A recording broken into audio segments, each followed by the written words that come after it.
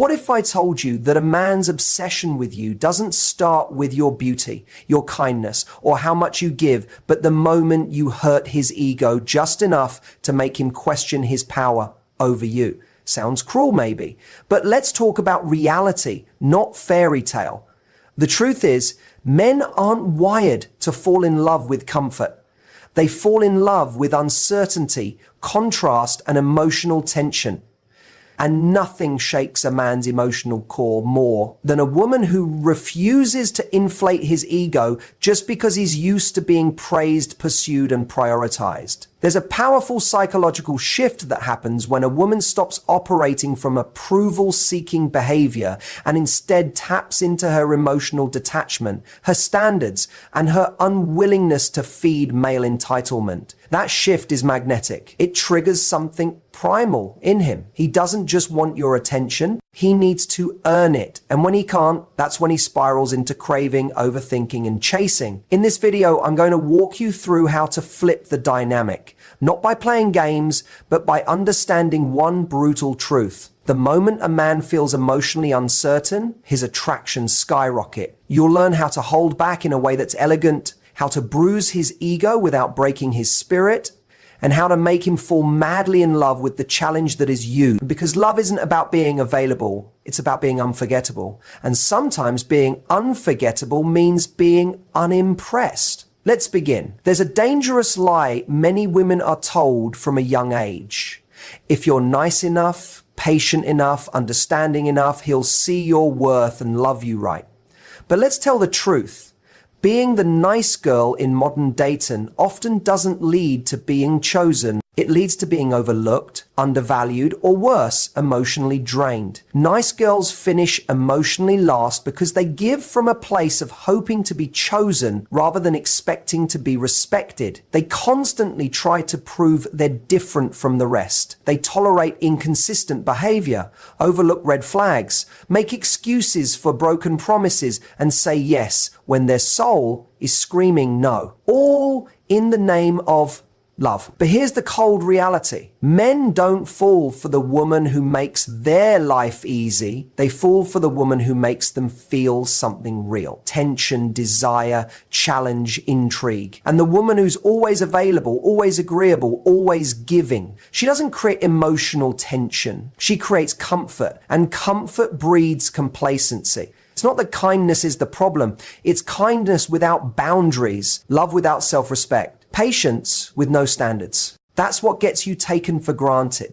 Because the more you give without requiring anything in return, the more he subconsciously assumes your love is cheap. And love that feels cheap never earns loyalty, effort, or deep emotional investment. The nice girl often ends up as the emotional safety net, the therapist, the fallback, the woman he calls when his real life is falling apart, but not the one he fights to keep because she gave her heart before he proved he deserved it. She showed loyalty before commitment. She gave the girlfriend experience before she even knew if she was the priority. Meanwhile, the woman who sets boundaries, who says no with grace, who doesn't chase, who lets a man feel the weight of her absence, she commands attention, not because she's playing games, but because she's not afraid to walk away. And that energy, calm, secure, self-contained, is addictive. So if you've been the nice girl, it's not too late. But you need to wake up to the fact that overgiving is not love. It's self-abandonment disguised as kindness. Love that costs your peace, your voice, and your self-worth is not love. It's sacrifice, and not the kind that builds a future. Stop trying to earn your place in a man's life. By being the easiest, the most patient, or the most understanding, start taking up space with your standard. Because the right man won't make you feel like being kind is a weakness. He'll meet your kindness with consistency. He'll match your softness with structure. And most importantly, he'll respect you, not because you tolerated everything, but because you never had to. You don't have to stop being nice. You just have to stop being nice to people who don't deserve you. There's a hidden switch inside almost every man, a trigger wired directly to his ego. And once you flip it, his behavior starts to shift in ways you never expected. He calls more, he tries harder, he starts thinking about you in the middle of the day. That switch, it's not love, it's not even compatibility. It's his desire to prove himself to you, a desire fueled by one powerful emotion, uncertainty. You see, most men are used to being admired, complimented, validated for the bare minimum. And when a woman shows interest too quickly, gives access too easily, or communicates that she's already emotionally attached before he's earned it, his ego doesn't have to work. There's no tension, no challenge, no desire to chase. He may like you, but he doesn't crave you. Because craving is born from lack, not abundance. The real ego trigger is subtle. And it starts when you interrupt the pattern of easy validation. You don't text back right away. You don't overshare. You don't rush to accommodate his schedule. You maintain your mystery. You smile, but with restraint. You're warm, but not eager. He can feel you like him, but he can't tell how much. And that not knowing, that's what sets off the chase. Because the male ego is addicted to earning. He wants to win. He wants to feel that he conquers something rare. If he knows you're already emotionally his without putting in real effort, the ego relaxes, the pursuit dies. But when you show him that he has to work to access your emotional world, that's when the game begins in his head. He doesn't just want to talk to you. He needs. He doesn't just want your time. He wants your approval. And when he doesn't get it right away, he starts working harder to secure it. This doesn't mean being manipulative or playing hard to get with no intention to connect. It means understanding that your emotional availability is sacred, that your presence is a privilege, not a prize, that he automatically wins just by showing up. You're not rejecting him. You're just not handing him what he hasn't earned. And here's the beautiful twist. When a man's ego is triggered in this way, not by cruelty or arrogance, but by your composure and self-worth, he starts seeing you differently. Not just as another woman, but as the woman, the one who made him feel uncertain, inspired, challenged, and alive. The one who doesn't flinch when he pulls back. The one he can't impress with cheap words or shallow attention. The one he needs to win over. Not because she's playing games, but because she knows who she is. And that's the key. It's not about hurting his ego just to hurt him. It's about protecting your energy in a way that makes his ego wake up and say, she's not like the rest, and I'm not letting her go. When it comes to love, most women are taught to be predictable, to text back fast, be consistent, be available, be sweet, and make sure he knows how much he means to you. But here's the truth. No one tells you predictability kills desire. Certainty feels safe, yes, but it rarely feels exciting. And men don't chase what feels certain. They chase what feels just out of reach. Unpredictability doesn't mean being flaky or toxic. It means being multi-dimensional. It means you're not emotionally dependent on his validation, his schedule, or his moods. It means your life doesn't revolve around when he calls or whether he gives you attention. You're emotionally centered, but you're also unreadable in the most magnetic way. Think about it. The moment he knows what you'll say, how you'll respond, that you'll always be there, the game is over. Not because he stops liking you, but because his mind stops being stimulated. Men need emotional tension to stay engaged. It's the uncertainty, the I don't know if she's all in yet, that keeps them leaning forward. And here's where most women make the mistake. They give him everything too soon.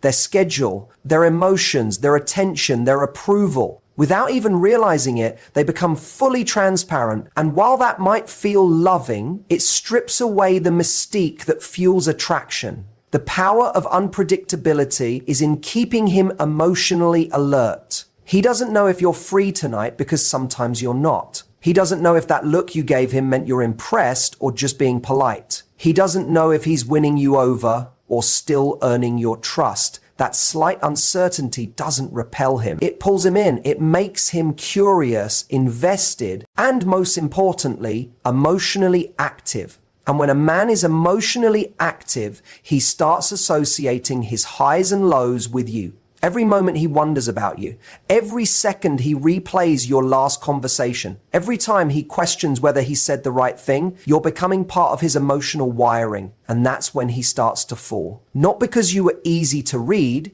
but because you were unexpected in a world full of women trying too hard to be like. Unpredictability also signals one powerful truth. You have options. You're not clinging to the out.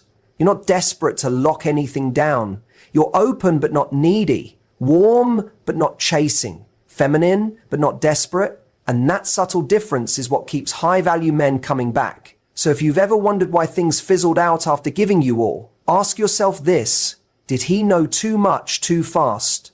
Did you become predictable before he had a chance to miss you? In love, mystery is not manipulation, it's protection. It's power. And it's the one thing that makes a man stop in his tracks and ask himself, who is she really? And how do I make her mine before someone else does? There's something unsettling, almost magnetic about a woman who doesn't react, who doesn't chase, who doesn't crumble when he pulls away. And while society may label her as cold, to a man she feels powerful. Why? Because in a world where so many women respond emotionally, over-explain, or try to fix what's broken, she becomes the one thing he can't control. And that's what shakes him. Coldness in the context of dating doesn't mean cruelty. It's not about being distant just to punish her. It's about the emotional restraint of a woman who doesn't beg for clarity, doesn't plead for love, and doesn't collapse into panic the moment she feels uncertainty. It's the poise she carries when she doesn't get what she wants and doesn't fall apart because of it.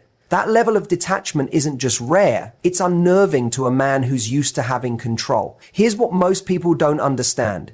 Men are drawn to what makes them feel alive. And when a woman is overly warm, overly expressive, or always emotionally available, she becomes emotionally safe. She becomes the steady background noise he eventually stops noticing. But when she responds with silence, when she doesn't mirror his energy, when she withdraws with elegance and gives him nothing to feed his ego, that absence starts echoing in his mind. He'll replay her reactions, try to decode her silence, wonder why she didn't react, and most of all, he'll feel that unfamiliar sensation he's not in control. That's what coldness does. It disrupts his ego. And that disruption, it sparks desire. Because desire isn't born in certainty, it's born in the gap between what he wants and what he's actually getting. Coldness also communicates this: I don't need to be chosen by you. I've already chosen myself. And that energy is terrifyingly attractive. It tells him she has boundaries. She won't tolerate breadcrumbs. He's willing to walk away. That's power.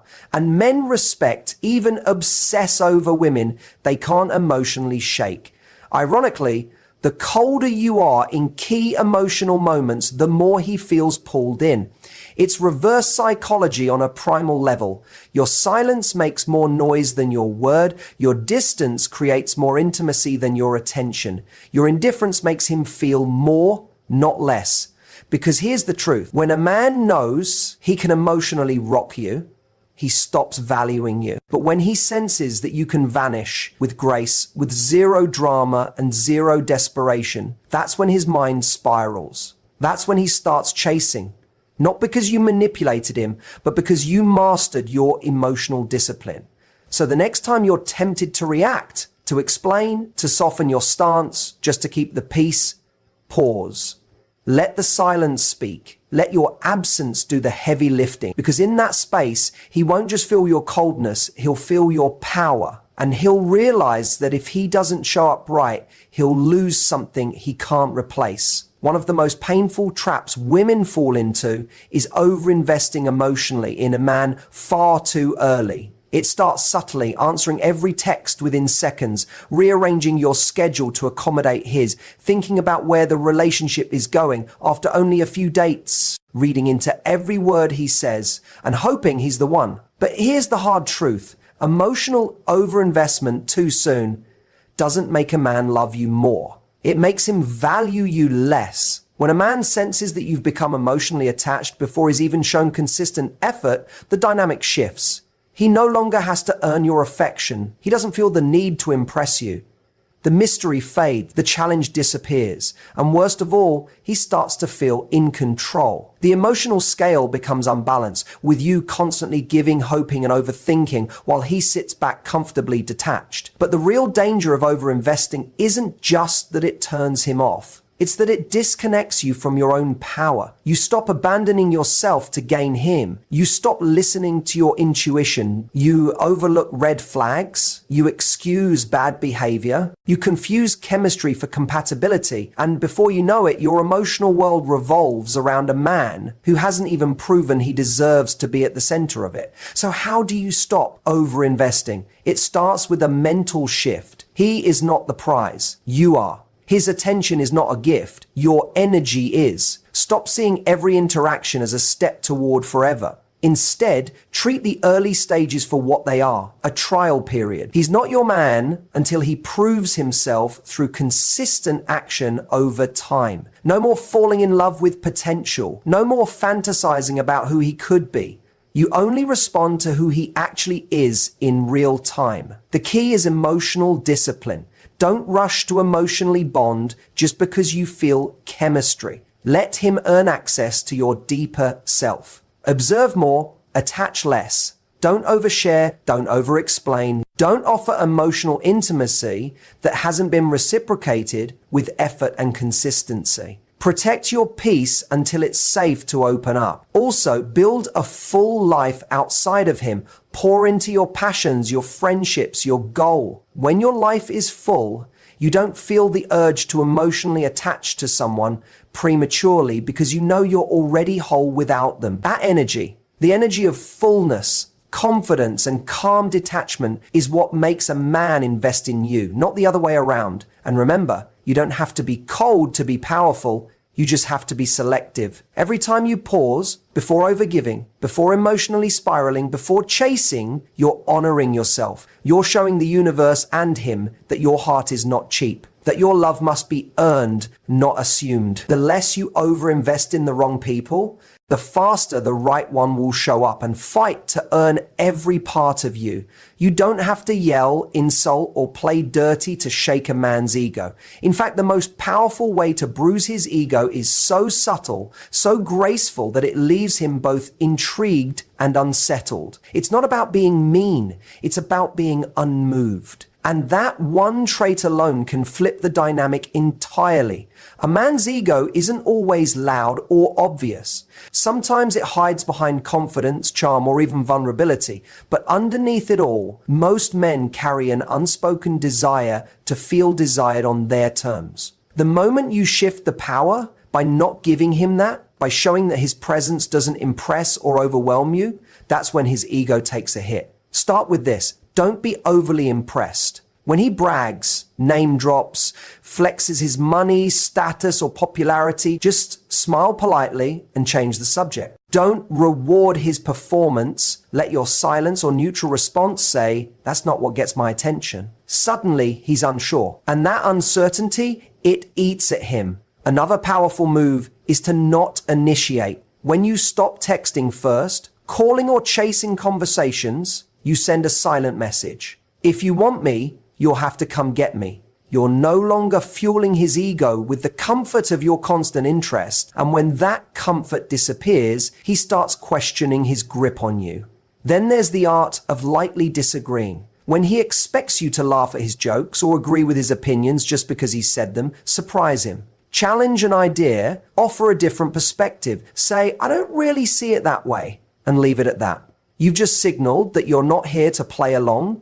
You're here to be real, and that quiet independence is more disarming than any insult could ever be. You can also withhold emotional reaction when he cancels plans last minute or gives half-hearted effort.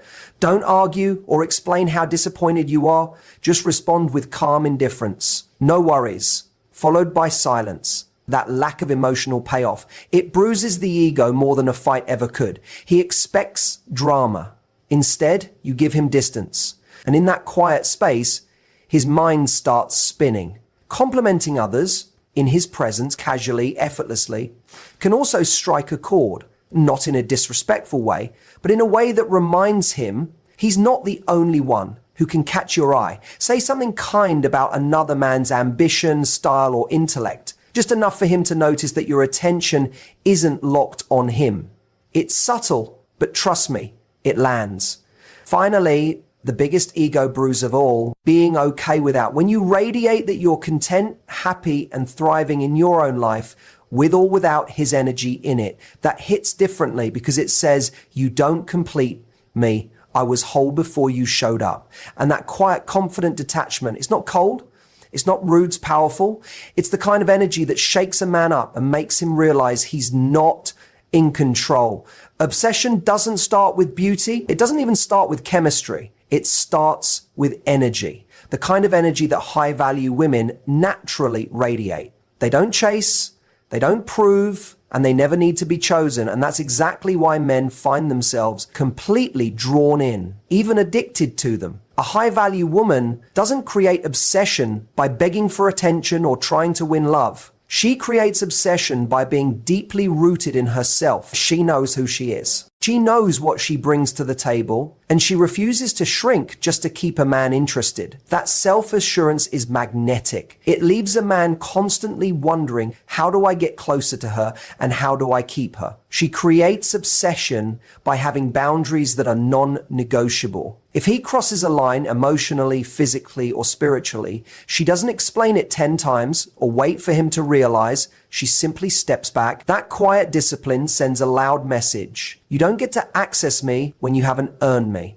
And a man will feel that loss hard, not because she screamed or chased, but because she disappeared with dignity. High-value women also create obsession by maintaining mystery. They don't reveal everything up front. They share just enough to be open, but never so much that there's nothing left to discover. They understand that men are wired to pursue, to unravel, to figure her out. And when she remains unpredictable, emotionally elegant, but never entirely readable, he stays engaged. Because mystery invites pursuit. And pursuit breeds emotional investment. She's not the loudest in the room, but her presence is undeniable. She doesn't need to prove her worth. Her energy does that for her. The way she walks, the way she holds eye contact, the way she doesn't rush to fill silence. All of it tells him, I don't need you, I choose you. And that choice is rare. That rarity creates scarcity, and scarcity creates value. Obsession also builds when she doesn't react to pressure. If he pulls back to test her, she doesn't flinch. If he plays games, she doesn't participate. If he disappears, she does. That emotional steadiness is unnerving to a man who's used to women crumbling at the first sign of distance. It makes her unforgettable because she's not just another girl. She's an experience. And most of all, a high-value woman creates obsession by being fulfilled in her own life. She has goals, friends, passions, and joy that exists with or without him. That independence isn't threatening, it's intoxicating. It shows him that being with her is a privilege, not a rescue mission. He starts to fear losing her, not because she's manipulative, but because she's irreplaceable. That's what obsession really is. A man realizing that no matter who else he meets, no one will feel like her. If you truly want a man to crave you for life, it starts with one simple but powerful truth. He must feel that being with you elevates his life. Not completes it, not fixes it, but challenges and expands it. Craving is born not out of comfort, but out of impact. And when a woman knows her worth, carries herself with emotional elegance, and refuses to settle for less than what she deserves, she becomes unforgettable. A man craves a woman who doesn't chase love but attracts it, who doesn't cling but allows space, who doesn't demand validation because she knows she's enough. That energy, that calm, grounded confidence creates something rare in today's world. Emotional pull. He starts to crave her presence. Not because she's always there, but because her absence lingers, her silence makes noise. Her boundaries create desire. And most of all, her standards create growth. To make him crave you for life, stop making him your emotional center. Keep your world vibrant, full, and exciting with or without him. Let him witness a life that's thriving, independent, and purpose-driven. When a man sees that you're whole on your own, He doesn't feel burdened, he feels inspired. And that inspiration turns into admiration. Admiration turns into desire, and desire turns into loyal obsession. Don't overgive, don't over-explain, don't try to win him, let him win you. You don't need to prove anything. The right man will recognize your value, not just in how you treat him, but in how you treat yourself. Self-respect is the root of lasting attraction. When you walk away from disrespect, when you speak up without fear, when you prioritize your peace over his approval, you instantly raise your value in his eyes. Craving is also born in contrast. Be warm, but not available 24/7. Be present, but still mysterious. Be supportive, but never self-sacrificing. That balance makes you irresistible. It says, I love deeply, but I love myself first. And that kind of energy is rare. It teaches him that your love is not a transaction. It's a privilege that requires effort, consistency, and respect. The secret to being craved for life isn't manipulation or games. It's mastery. Mastery of your emotions, mastery of your boundaries, mastery of your energy. When you move through life like a woman who is complete, when you embody peace, confidence, and purpose, you become the kind of woman he doesn't just want, he fears losing. Because deep down, every man knows beauty fades, chemistry fades, but energy is eternal. And if your energy makes him feel more alive, more inspired, more challenged, and more seen than anyone else ever has, he'll never stop craving you. Not for a night, not for a season, but for life. And that's the power of being a woman who loves herself first. He may not understand it at first, but once he feels it, he'll never be able to forget.